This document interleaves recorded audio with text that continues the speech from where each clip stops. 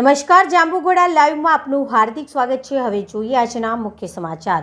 જાંબુઘોડામાં Bharatiya Janata party દ્વારા કોંગ્રેસ અધ્યક્ષ સામે પ્રચંડ વિરોધ પ્રદર્શન કરી મૌન રેલી કાઢવામાં આવી હતી।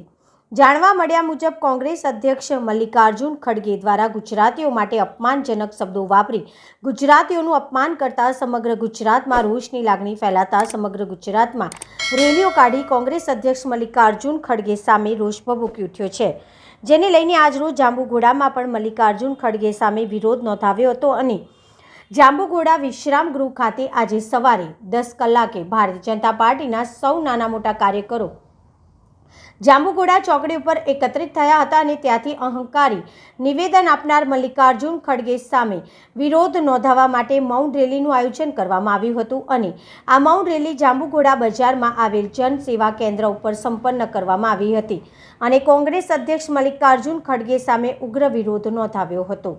જાંબુઘોડા લાઈવ રમજાન દિવાન।